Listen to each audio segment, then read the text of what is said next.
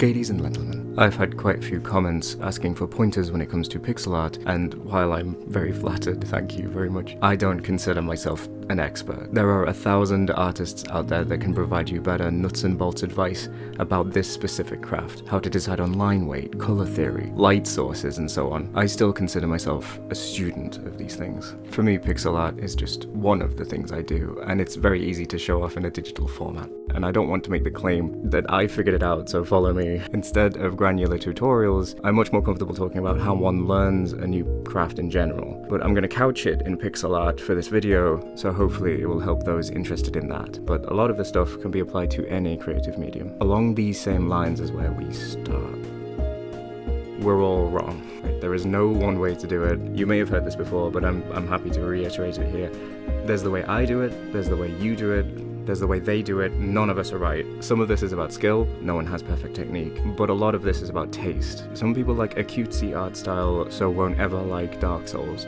Some people like a grim, gritty art style, so they won't ever like Animal Crossing. It doesn't mean the artists that designed those games are bad, it's just the way they did it. People are gonna like some things more than others, so don't try to please everybody. Make what's coolest for you. For me, I'm aiming for something that looks like a Baroque or a Renaissance painting, but is clearly pixel art. I find this super cool and interesting, but you might not. So how do you want to do it? Now, if you don't know where you want to end up, then that's really important, so let's cover that next. You've got to find a style to aim for. So a classic place to start with pixel art is a colourful medieval foresty theme, but within that category is 1,000 stylistic choices to make. So go and look at a bunch of examples of your chosen style and collect as much as you can so you can return to it whenever you need to. I've found Pinterest to be a great place to do this, but I'm not above keeping huge files on my PC for references for things like character design, architecture, flora and fauna, armor and weapons, flags and crests, whatever I find cool. Even if you're an experienced artist, depending on what project you're working on, you may have to work within a specific style you aren't familiar with, and then start emulating it in your own work. It isn't enough to just look at all this stuff and then to try and copy it. Doing studies is one way to get good at using your tools, but if you want to learn and absorb someone's style and use it yourself, you'll have to pick apart exactly what about those pieces makes it that style. Is it the way the leaves overlap in the tree? Is it the color of the stone? Is it the contrast between objects? Is it the way the character's hair flows, or the use of a vignette? Spotting these things is a skill of its own. Analyzing what actually makes the piece of work look good, and what makes it that style, and later, what needs improving. People refer to this as having a good eye. This is what they mean. If you can cultivate that skill, you'll be able to practice it in your own work.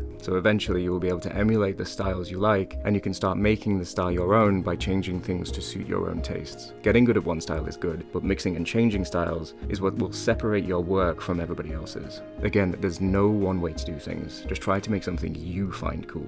To summarize, gather references, be mindful of what makes them work, practice those techniques, and then use them to make something original.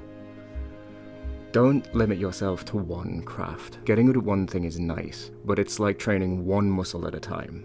This is obviously inefficient and probably looks weird. Better to exercise groups of muscles and increase your general strength in that area. So my mum taught me something a long time ago. Try all sorts of media, even the ones you don't think you'll like.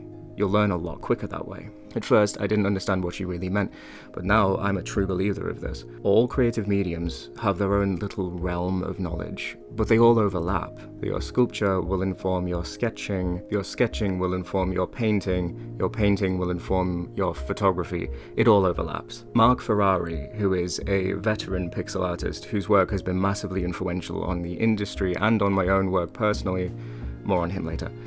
He did a GDC talk. There's a video here on YouTube. It's called 8-bit and 8-bit-ish graphics outside the box. And during the talk, he tells a story. When Gary Winnick first met me and asked me if I wanted to work for Lucasfilm, my first comment to him was, I would love to work for Lucasfilm, but I am a dyed-in-the-wool technophobe who's never touched a computer, and I'm not sure I'm the guy for you. And Gary's response was, we find it's easier to hire artists and teach them to use computers than it is to find computer technicians and teach them to be artists.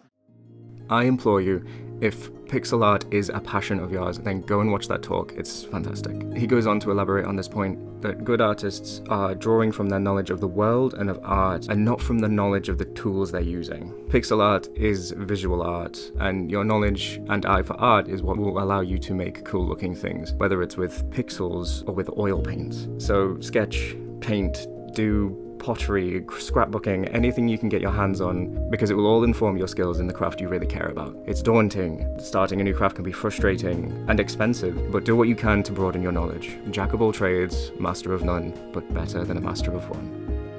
Be mindful of how you work best. Flying directly in the face of that last section, to do your best work, you have to work in a way you're most comfortable. So to get good at a thing, you have to be a generalist and to make yourself uncomfortable. But once you've achieved a certain level of ability, you're going to find that you're doing your best work when you're most comfortable. Now, this isn't just the seat you're working on or the tools you're using, but your headspace too. Music, meditation, exercise, good sleep. What you want to be mindful is, which cocktail of these things lets me achieve a flow state in which I can create good work? Some people work better in the mornings. Some people like regular breaks.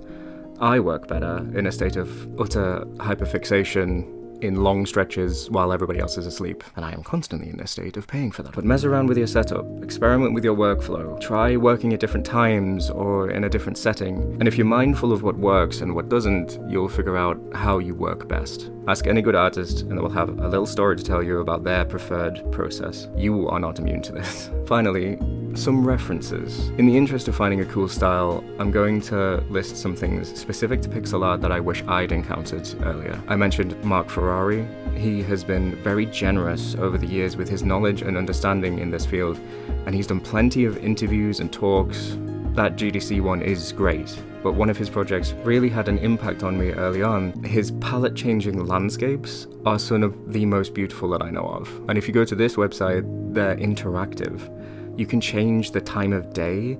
They all have different versions for weather. All of them use palette changing to look animated. It's some of my favorite work I've ever seen. Andy C Younis, Adam C Younis, on YouTube provides these amazing tutorials which somehow manage to be really depthy and also really accessible at the same time. He is extremely eloquent at explaining nuts and bolts of how pixel art works, and he does a lot of work on his game so you can see how it fits into a developing project. Saint 11 has a blog which features a lot of these animated GIFs. Each has a bunch of pointers about a specific feature within pixel art. I have used these a lot when trying to understand how something should be animated. These will be invaluable for someone just starting out. There is a Belgian artist called Evsailey, pull yourself together, man, on ArtStation. I keep seeing these on Pinterest and I managed to track their source down.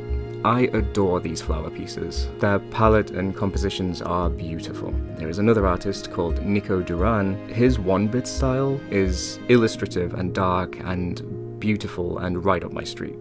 You can find him on X. Another artist on X, Christan Young, just completed his 1 year of daily pixel art landscapes created entirely in Microsoft Paint.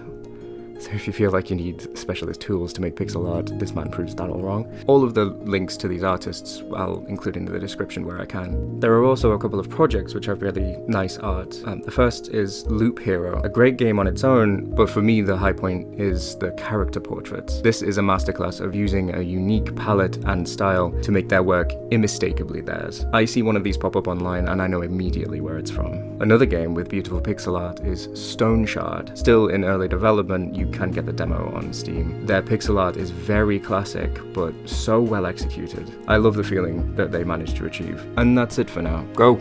Create! I hope this video helps you along. If you have questions or suggestions of where to find cool pixel art, please mention it below. I do pixel art shorts almost daily if you want to try and steer your algorithm away from thirst traps and brain rot. I have a new Substack I plan on flooding with all my other creative in real life projects and more personal content. Other than that, I hope to see you around. All right, stay out of trouble, look after yourselves. All right, bye.